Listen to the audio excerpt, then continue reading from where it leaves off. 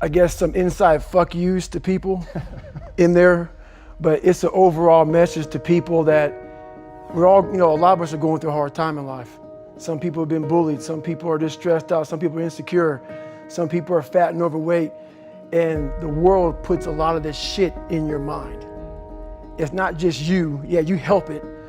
And my whole thing is about, I had to develop a mindset that was indestructible. I had to armor plate my mind.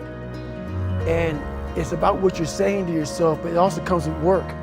So whenever I was getting beat down, physically, mentally, spiritually, whatever I was going through, just saying, I would put, you can't hurt me. Can't hurt me just became a message, I would say to myself. And that's just kind of where it comes from. What I find so interesting is your concept of the governor, that basically, I have the chills, that an expert is somebody who's gonna tell you what your limits are, rather than the person that's out there practicing getting you beyond the limit. So what is the governor and how do we strip it out of our lives? I believe that most human beings are only living at about 40% of their capability. So the mind has a governor, like a car.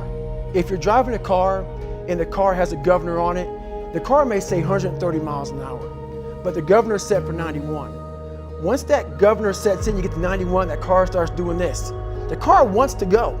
The car wants to go, but that fucking factory said, we're not going past 91. We have a factory, a nice governor in our brain, and it's a survival mechanism. It protects us from pain and suffering.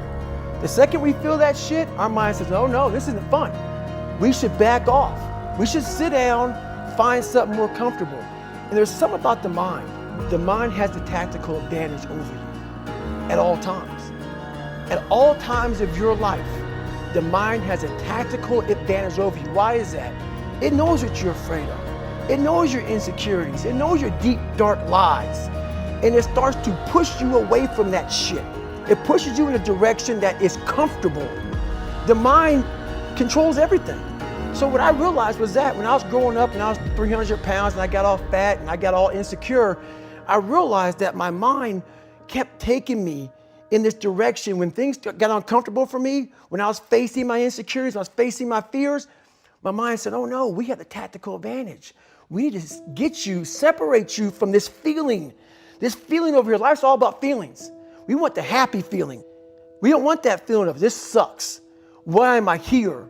And you don't have any, so you can't answer those questions, so you leave.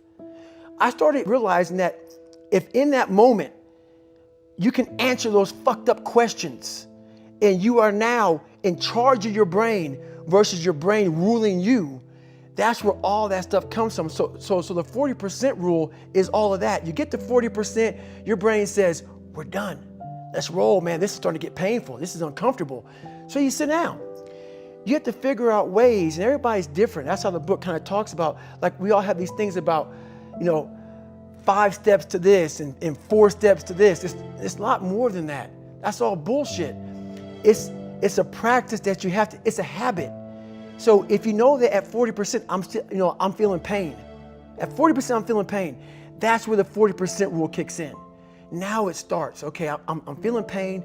My mind's saying all this shit to me. It's saying, get out of here, run, flee. The fight or flight kicks in. Okay, we're done. We're not good enough. It starts telling you all these things. You start to believe it because the mind controls all. This is the time where you have to gain control back of your mind. And say, okay, let me see if I can go 45%. And once you start giving yourself more and more hope and start realizing, okay, the mind starts to be, okay, what are you doing? We're supposed to be going right and you're going left. You start then controlling your mind. Start finding more in yourself. And then it goes from 40% to a lot further than that. But that's the start of it though. Get to the spot where your mind is saying stop. Wherever that is, you gotta get there first. And then that's when that shit starts to work for you. You gotta control yourself in that moment.